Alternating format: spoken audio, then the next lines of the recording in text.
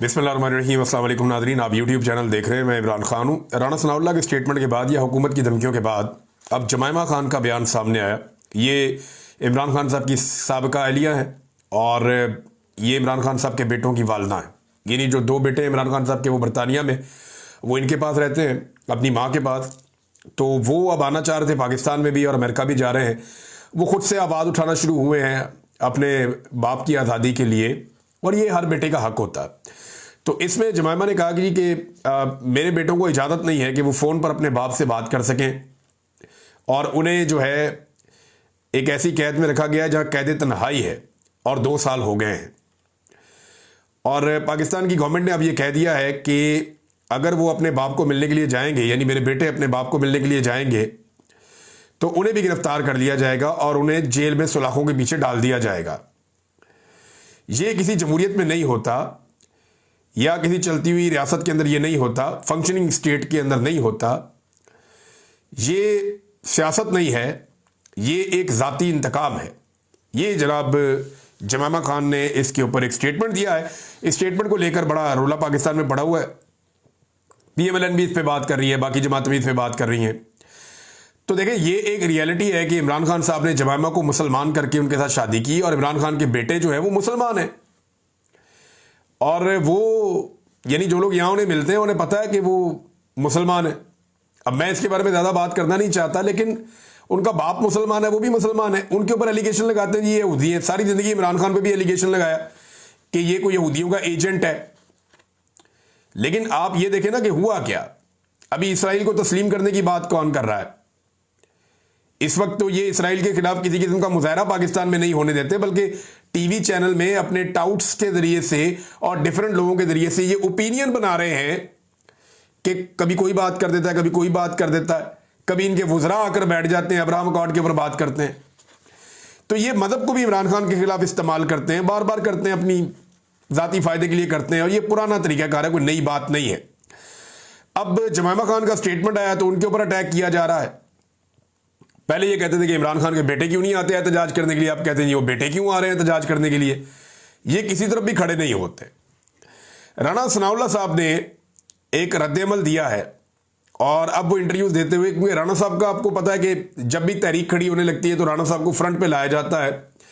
राना साहब को इस बात की कोई फिक्र नहीं है कि लोग उनके बारे में क्या कहेंगे, या वो गैर डेमोक्रेटिक बात कर रहे हैं, गैर जमहूरी बात कर रहे हैं। वो फिर धमकियां लगाते हैं राना साहब आकर खुलकर। तो राना सनाउल्लाह साहब कह रहे हैं कि अगर कम लोग निकले ना तो बड़ा सख्त रद्द-ए-अमल हो सकता है। खैबर पख्तूनख्वा में तो लोग निकल के वो कह रहे हैं जी एहतजाज करेंगे, और वहां पे अपना जलसा जुलूस करके अपने घरों को जाएं। लेकिन राना साहब का ये कहना है कि बाकी जगहों पे जहां तीनों सूबों में लोग निकलेंगे, हम उन्हें मारेंगे, उन्हें गिरफ्तार करेंगे, पुलिस उनको नहीं छोड़ेगी, उनको नताइज बर्दाश्त करने पड़ेंगे या नताइज का सामना करना पड़ेगा, उनके लिए ठीक नहीं होगा। ये राना सनाउल्लाह साहब ने बाकायदा धमकी वाला स्टेटमेंट देना शुरू कर दिया। आने वाले दिनों में आप देखेंगे ये धमकियां बढ़ती चली जाएंगी, जैसे जैसे पाकिस्तान तहरीक इंसाफ की तहरीक जो है वो ऊपर की तरफ जाएगी।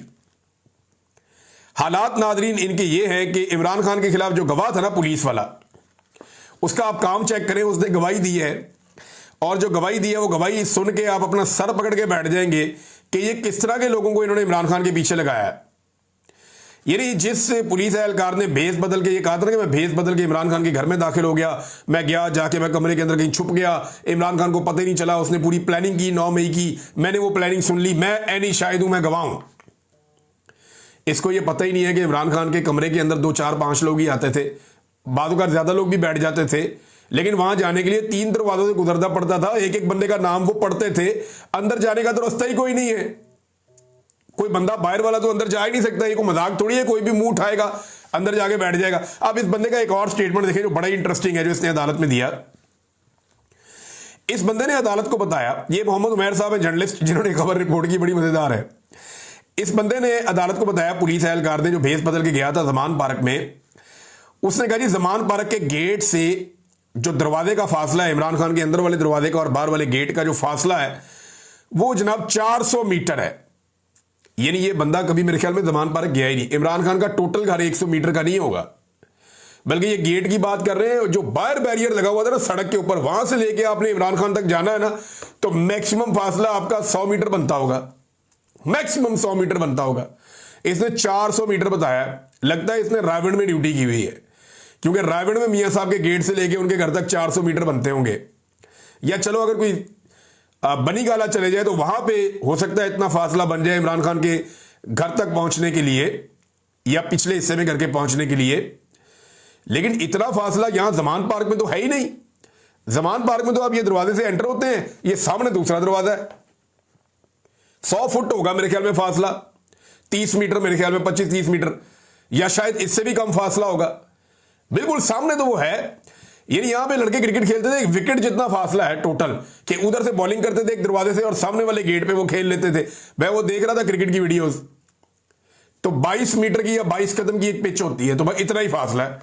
और अगर उसके बाहर आप देखें सड़क पे, तो वो बाहर भी इतनी जगह है, सारा मिला के बाहर मेन सड़क से बाहर वाले से लेके वहां से इमरान खान तक 100 मीटर होगा या इसके थोड़ा ऊपर नीचे। तो ये जनाब इस तरह के बयानात हैं और इनके ऊपर अदालतें फैसले दे रही हैं और फैसले भी इमरान खान के खिलाफ दे रही हैं। हैरत होती है मुझे। नाज़रीन, खैबर पख्तूनख्वा में सेनेट का इलेक्शन होना है, तो इंसानों की मंडी लगाने की तैयारी कर ली गई है, लेकिन हुकूमत की एक कोशिश है और वो ये कोशिश करेंगे कि बिला मुकाबला सेनेटर्स बन जाएं। इसके लिए वो अपने कुछ सेनेटर जो है, यानी वो ये सोचने के लिए तैयार है कि ठीक है, अगर एक PMLN को मिल जाए, एक पीपल्स पार्टी को मिल जाए, एक फजलुर रहमान को मिल जाए, कोई एक अदा और भी इनको मिल जाए, तो चलो बाकी सेनेटर PTI को मिल जाए। क्योंकि PTI को इस बात की समझ है कि यह मंडी लग गई तो मामला बड़ा खराब हो जाएगा। इमरान खान साहब बाहर है नहीं और पार्टी के ऊपर कंट्रोल की सूरत हाल उतनी अच्छी है नहीं, पूरी की पूरी एस्टेब्लिशमेंट जो है वो PTI के खिलाफ खड़ी है। तो अपोजिशन तो अब धमकाएगी और ज्यादा सीटें लेने की कोशिश करेगी। देखते हैं आने वाले दिनों में, इसको रिपोर्ट करते हैं। वजीरिस्तान में नाज़रीन एक इंतहाई अफसोसनाक वाकया पेश आया। एक तो पहले आप ये देख लें कि जनूबी वजीरिस्तान के अंदर अमन जरगा हुआ, बहुत बड़ी तादाद में वजीरिस्तान के शहरी निकले, वो आए और आकर बैठे। मुख्तलिफ इलाकों से वो आए, शुमाली वजीरिस्तान से, जनूबी वजीरिस्तान से, ये लोग बैठे और इन्होंने एक ही मुतालबा किया और एक ही बात की।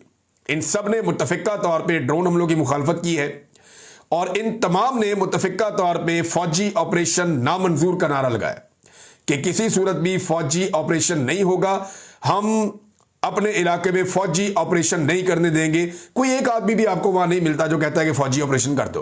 वो सारे ये कहते हैं कि फौजी ऑपरेशन के नाम के ऊपर हमारा कत्लेआम होता है, हमारा खून बह जाता है और दहशतगर्दी फिर भी खत्म नहीं होती। वो ये कहते हैं दहशतगर्दी आपने खत्म करनी है, कंट्रोल करना है तो बॉर्डर पे जाएं। वो ये कहते हैं कि हमारी मादनियात और हमारे वसाइल पे कब्जे की ये लड़ाई है और ये लड़ाई जो है वो हमारे लिए नहीं है, हमारे अमन के लिए नहीं है, ये कब्जे की लड़ाई है। लिहाजा वो इकट्ठे होकर आ गए और उन्होंने कहा जी फौजी ऑपरेशन नामंजूर, हम फौजी ऑपरेशन नहीं होने देंगे। अब नाज़रीन, एक रहनुमा है मौलाना खान ज़ेब साहब, इनका ताल्लुक ANP से है। ये बड़ी मोतबर शख्सियत है बाजोड़ में और ये कंपेन कर रहे थे 13 जुलाई को एक अमन पासून जरगा के लिए कि वहां पे एक अमन पासून होगा और उसमें बहुत बड़ी तादाद में बाजोड़ में लोग निकलेंगे और 13 तारीख दी हुई थी एतवार का दिन। ये उसके लिए बड़ी एक्टिवली कंपेन कर रहे थे। इन्हें धमकाया भी जाता है ऐसे लोगों को, बार बार ये कहा जाता है कि आप ये ना करें और धमकियां इनको दोनों तरफ से आती हैं। अब ये अमन के लिए बात कर रहे थे, फौजी ऑपरेशन के खिलाफ बात कर रहे थे, ये अपने वसाइल के लिए बात कर रहे थे। तो मौलाना खान ज़ेब जो हैं, जिनके पास ओहदा भी है ANP का, ये अमन की आवाज समझे जाते थे उस इलाके में, बड़े मोतबर शख्स थे। इनको नामालूम अफराद ने कत्ल कर दिया वहां पे। जब ये कंपेन कर रहे थे, लोगों को इकट्ठा कर रहे थे, उन्हें ये कह रहे थे कि आपने आना है जरगे में, आपने आना है, आपने अमन के लिए इकट्ठे होना है। तो ये उसके लिए कंपेन कर रहे थे अमन पासून के लिए। लेकिन हुआ क्या, इन्हें जनाब सड़क के ऊपर नामालूम अफराद ने कत्ल कर दिया, 2 लोग शहीद हो गए। अब इसके बाद बड़ा सख्त रद्द-ए-अमल आ रहा है और इसमें रियासत के खिलाफ FIR दर्ज करवाने का कहा है एमल वली खान ने।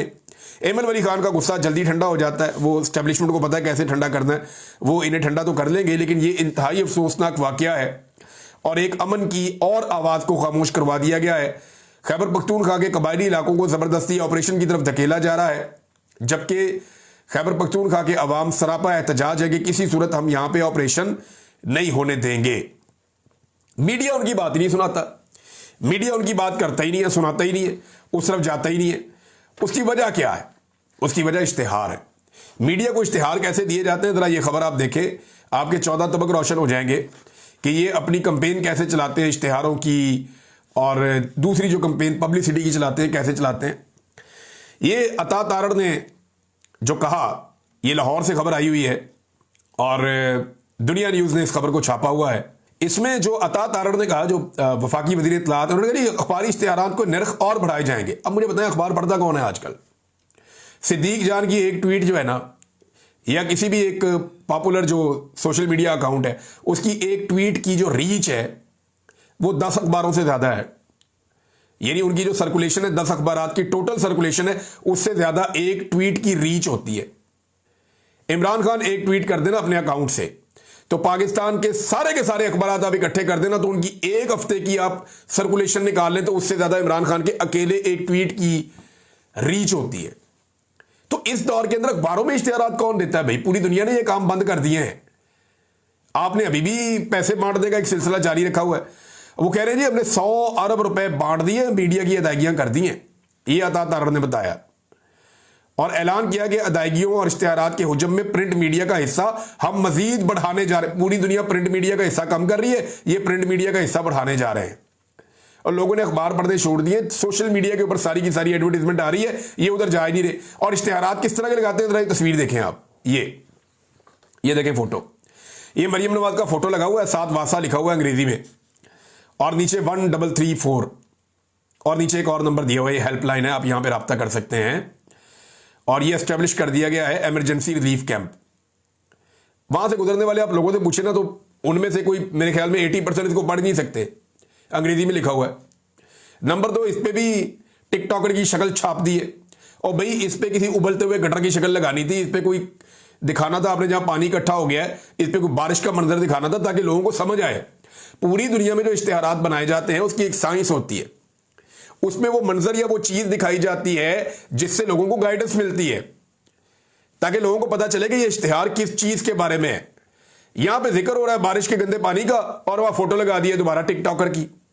ओ भाई इसकी फोटो का यहां पे क्या काम है भाई? अगर आपने इश्तिहार लगाना ही है तो वहां पे आप पानी दिखाए ना खड़ा हुआ, या कोई ऐसी चीज दिखाएं जिसका ताल्लुक वासा के साथ है, या वासा के सैनिटरी वर्कर या उनकी मशीनरी दिखाएं पानी निकालते हुए।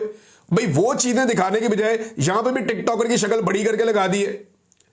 हद हो गई है सरकारी वसाइल के ऊपर किसी को लीडर बनाने की। आज तक इतनी कोशिश नहीं की गई जितनी इस औरत के लिए की जा रही है, आप अंदाजा करें। और जाली है, मैं क्योंकि देखें मुझे रिस्पेक्ट करनी चाहिए, मेरा अंदर से भी बात होगा आवाज आती है, लेकिन मामला पता क्या है, जाली है ना, जाली फार्म 47 है, वो है ही नहीं इस ओहदे के लायक जहां जबरदस्ती लाके मेरिट के खिलाफ आ गई है ना, अवाम ने वोट नहीं दिया, जबरदस्ती लाकर मिलिट्री एस्टेब्लिशमेंट ने बैठा दिया।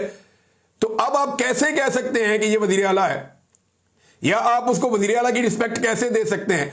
तो भाई कम से कम मैं तो नहीं दे सकता, एक जाली हुकूमत है उसको मैं कैसे मान लूं कि ये हुकूमत ठीक है। बहरहाल यहां पे जहां पे होनी चाहिए थी वासा वूसा की तस्वीर कोई ऐसी चीज होगी, वहां भी अपना मुंह लगा दिया, चिपका दिया पकड़ के। और पंजाब में तो वैसे भी एक कानून बना दिया गया है ना, यानी शहबाज शरीफ की 1 साल की हुकूमत ने वफाकी वजारत इत्तलात ने 11 अरब से ज्यादा के इश्तिहारात जारी किए हैं मजीद। ये सनाउल्ला साहब हैं डॉन से, उन्होंने अपने वीलॉग में इसका इंकशाफ भी किया है। एक और चीज आप ये देखें कि इन्होंने एक कानून भी ये लेकर आए हैं, मेरे सामने कुछ डॉक्यूमेंट पड़े हुए थे, मैं देख रहा था, अभी इसकी तफसीलात में मैं जाऊंगा, कि अब ये जितनी मर्जी अपनी मशहूरी करें, जैसी मर्जी पब्लिसिटी कैंपेन चलाएं, इनसे कोई पूछ नहीं सकता कि ये आपने इश्तिहारों की मद में और इन चीज़ों की मद में ये पैसा कहाँ खर्च किया, कैसे खर्च किया। वो उससे अपने आप को इस्तस्ना दे रहे हैं कि जनाब हमें पूछे कोई ना कि हमने अपनी पब्लिसिटी पे आवाम का कितना पैसा उड़ा दिया है। अरबों रुपया आवाम का इन्होंने अपनी पब्लिसिटी के ऊपर उड़ा दिया, और पब्लिक को क्या मिला? मिसाल के तौर पे ये इश्तिहारात किन चीज़ों के देते हैं, मैं हैरान होता हूं कि जनाब हमने 7 रुपए बिजली सस्ती कर दी, उसके ऊपर करोड़ों अरबों के इश्तिहार दे दिए, आवाम को टके का रिलीफ नहीं मिला, किसी को सस्ती बिजली मिली नहीं, लोग बिलों की वजह से खुदकुशियां कर रहे हैं। वाकयात आपके सामने रिपोर्ट हो रहे हैं, मैं अपने से तो नहीं कह रहा, हालात इनके ये हैं। और अभी रोला डाला हुआ है, उन्होंने खप डाली हुई जनाब पाकिस्तान के अंदर मैंने बहुत बड़े पैमाने पे बाहर से रेमिटेंसेज आ रही हैं। जरा ये एक डाटा मैं आपके सामने रखता हूं, और ये चैट जीपीटी एक आर्टिफिशियल इंटेलिजेंस का टूल है, उसके जरिए से ये किया है उबैद भट्टी साहब ने, और वो ये डाटा आप सामने रखते हैं। ये जर्नलिस्ट हैं उबैद भट्टी साहब, इन्होंने बड़ा अच्छा डाटा बनाया और ये बड़ी तफसीलात इसकी निकाली है, बड़ी अच्छी रिसर्च की है इन्होंने। ये बताते हैं 30 लाख पाकिस्तानी, 3 मिलियन पाकिस्तानी 3 साल में पाकिस्तान छोड़कर बाहर चले गए। इनकी 4 बड़ी कैटेगरीज हैं। नंबर 1 मजदूर गए हैं, ये लगभग 18 लाख मजदूर पाकिस्तान छोड़कर गए। एक मजदूर को पाकिस्तान से बाहर जाने के लिए जो पैसा खर्च करना पड़ता है ना, टिकट में, प्रोटेक्टर में, बाकी चीज़ों में जो पैसा बाहर जाता है, जो बाहर खर्च करता है, बाकी पैसा एजेंटों को देता है, बाहर मुल्क में लोगों को देते हैं पैसा कि ठीक है हम आपको पैसा देते हैं, आप हमें बाहर ले जाएं। तो वो जो मजदूर बाहर जाते हैं ना, वो लगभग $2,000 से $3,000 उनका एक बंदे का खर्च होता है। अगर आप $2,500 भी लगाएं ना, तो इसके टोटल अखराजात $4.5 अरब बनते हैं सिर्फ मजदूरों के बाहर जाने में। जो तलबा पाकिस्तान से बाहर गए हैं, क्योंकि बहुत सारे लोग पाकिस्तान से तलबा निकल गए, उन्होंने कहा जी मुस्तकबिल ही नहीं है यहाँ पे, निकलो बाहर जाके पढ़ते हैं, वहीं की नौकरियां कर लेंगे। तो ये कोई 3 लाख के करीब तलबा गए हैं। अब बाहर जो तालिब इल्म बन के बाहर जाता है ना, यूरोप में, कनाडा में, अमेरिका में और यूके में, ये ठीक ठाक पैसा लगता है, एजेंट इनसे वहां बहुत पैसा लेते हैं और ये फीसें बहुत भारी जमा करवाते हैं उनकी यूनिवर्सिटीज को। ये 20,000 पाउंड तक भी होती हैं और बाद का यानी डॉलर्स में अगर आप लगाएं तो $20,000 से $30,000 तक होती हैं। ये 15,000 पाउंड से 25,000 पाउंड तक फीसें होती हैं। दीगर अखराजात अलग होते हैं, जो एजेंटों को देने होते हैं पैसे वो अलग होते हैं। तो ये जो 3 लाख तालिब इल्म बाहर गए हैं, अगर आप एवरेज $25,000 भी लगाएं तो भी ये कोई $7.5 अरब बनते हैं। जो कारोबारी हजरात पाकिस्तान से बाहर गए हैं, ये लगभग 4.5 लाख लोग हैं। ये सरमायाकारी करते थे, ये सरमायाकारी के वीजे लेकर गए, इमिग्रेशन के वीजे लेकर गए, या ये जायदाद बेचकर अपने या फैक्ट्रियां बेच के पाकिस्तान से बाहर चले गए। लगभग 4.5 लाख लोग बताए जाते हैं जो पाकिस्तान छोड़ के जो तरक्की याफ्ता ममालिक हैं उधर चले गए हैं मायूस होकर।